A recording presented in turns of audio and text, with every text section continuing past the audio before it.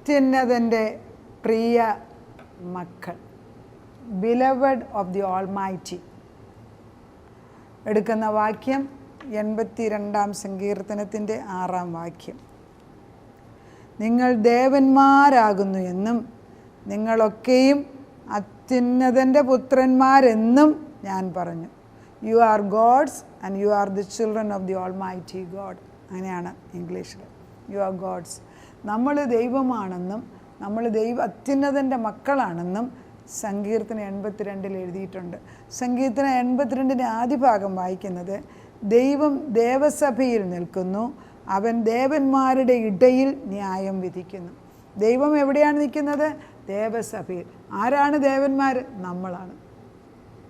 നമ്മൾ കൂടുന്നിടത്ത് ദൈവം ഇരിക്കും. അവിടെയാണ് ന്യായം വിധിക്കുന്നത്. ദൈവത്തിൻ്റെ കോടതി അവിടെയാണ്. ദൈവം ദുഷ്ടൻ്റെ നടുക്ക് പോയി കോടതി സ്ഥാപിക്കുന്നില്ല. പിശാചിൻ്റെ നരകത്തിൽ പോയി കോടതി സ്ഥാപിക്കുന്നില്ല.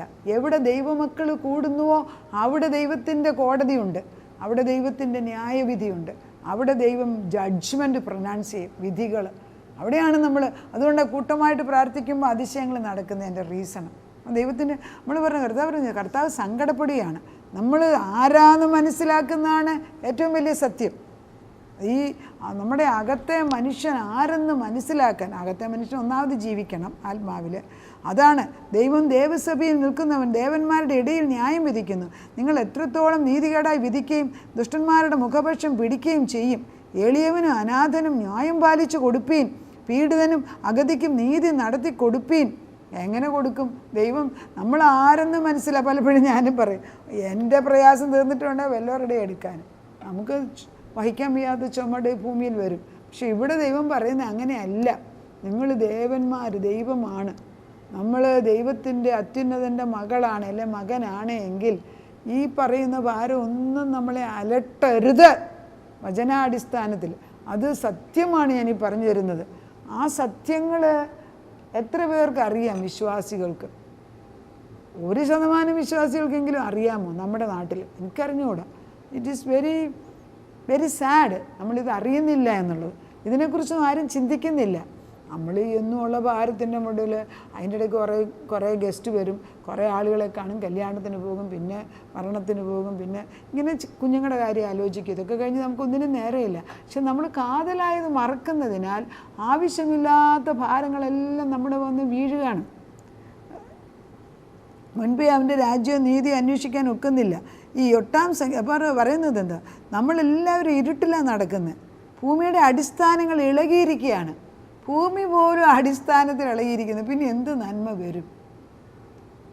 ഈ 82 6 വാക്യം, അതായത് നിങ്ങൾ ദേവന്മാരാകുന്നു എന്നും നിങ്ങളൊക്കെയും അത്യുന്നതൻ്റെ പുത്രൻ എന്നും, പുത്രന്മാരല്ലേ പുത്രി എന്നും ഞാൻ പറഞ്ഞു. അത് തന്നെ യോഹന്നാൻ്റെ 10:34 യേശുവിൻ്റെ വാക്കുണ്ട്. യേശു ക്രിസ്തുവാണ്. ഈ യേശുവിൻ്റെ ആത്മാവ് തന്നെയാണല്ലോ ദാവീദിൽ കൂടെ പരിശുദ്ധാത്മാവിൽ എഴുതിപ്പിച്ചത്. കാരണം സൃഷ്ടിച്ച ദൈവത്തിന് ഇതെല്ലാം അറിയാമല്ലോ. അവൻ്റെ മുമ്പിൽ എല്ലാം കാണും, മലർന്ന് നഗ്നവുമായിട്ടല്ലേ ഇരിക്കുന്നത്. അപ്പോൾ ഇവിടെ യോഹന്നാൻ്റെ സുവിശേഷത്തിൽ ഈ 10-ാം അധ്യായത്തിൽ 10:34 35 ഇങ്ങനെ ഒരു വാക്യമുണ്ട്. 10:34 35 ഇങ്ങനെ വായിക്കുന്നത്.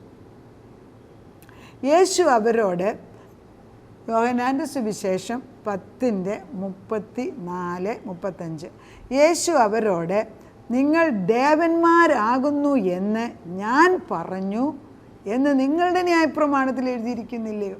ദൈവത്തിനറിയാം. ഞാൻ എന്നാ പറഞ്ഞെന്നും ഞാൻ എന്നാ എഴുതിപ്പിച്ചതെന്ന് എനിക്കറിയാം. അതല്ലേ യേശു പറയുന്നത്.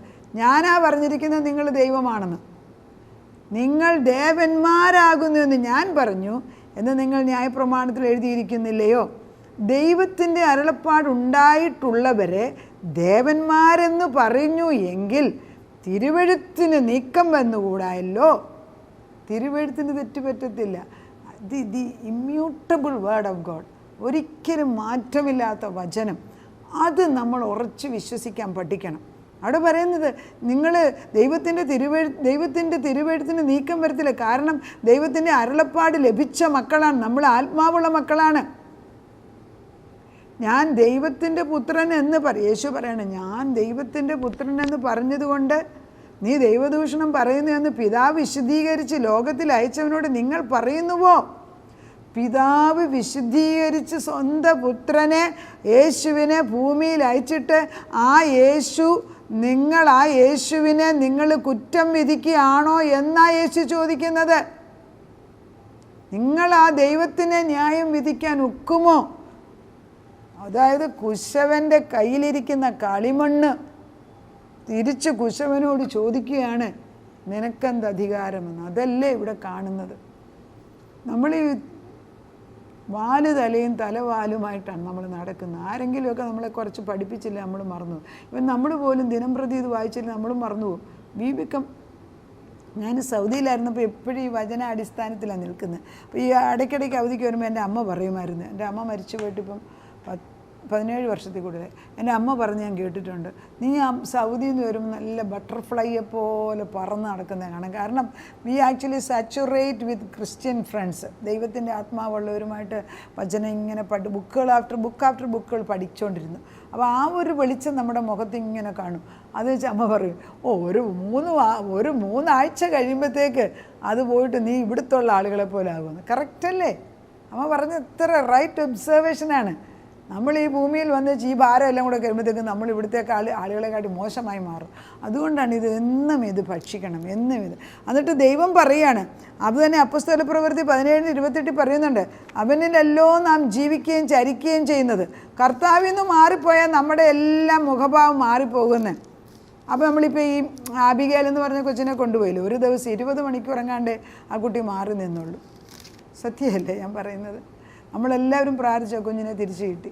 പക്ഷെ ആ കുഞ്ഞിനെ നേരിട്ട് കണ്ടിട്ട് ഓട്ടോറിക്ഷക്കാരന് മനസ്സിലായില്ല, പോലീസിന് മനസ്സിലായില്ല, കൂടെ നിൽക്കുന്നവർക്ക് മനസ്സിലായില്ല. ബിക്കോസ് ഒറ്റ ദിവസം കൊണ്ട് ആ കുഞ്ഞിൻ്റെ ശോഭ പോയി. ആ തണലിൽ മാതാപിതാക്കളുടെ തണലിൽ നിന്ന് കുഞ്ഞു പോയപ്പോൾ അവളുടെ മുഖം മാറി, രൂപം മാറി, ക്ഷീണമായി, തേജസ് പോയി.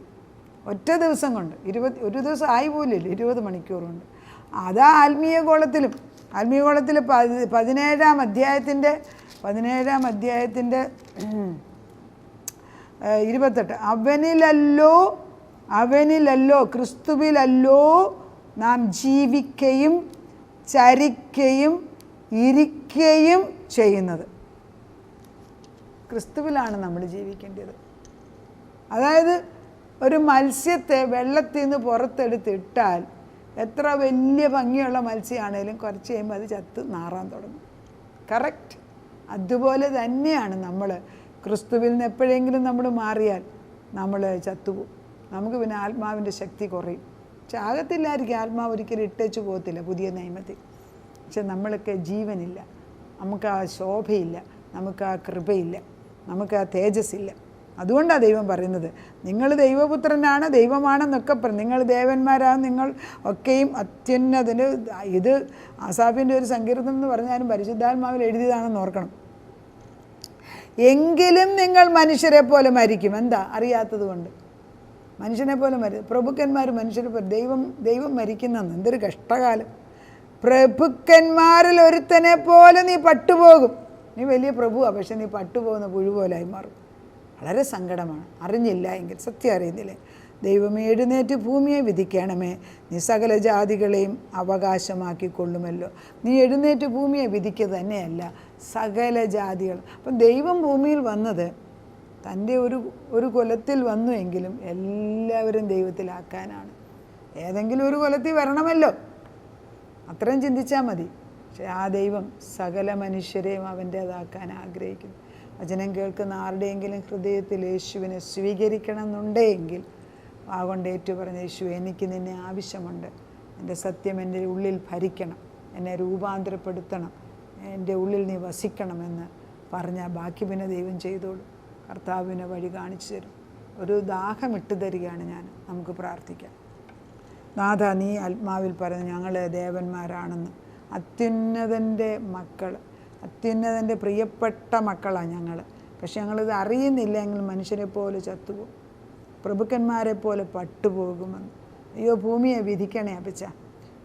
ദേശത്തുള്ള ജാതികളെ കൂടെ നിന്നിലേക്ക് ആകർഷിക്കാൻ നീ സ്വന്തം ജനം പോലും നിന്നെ അറിയുന്നില്ലല്ലോ.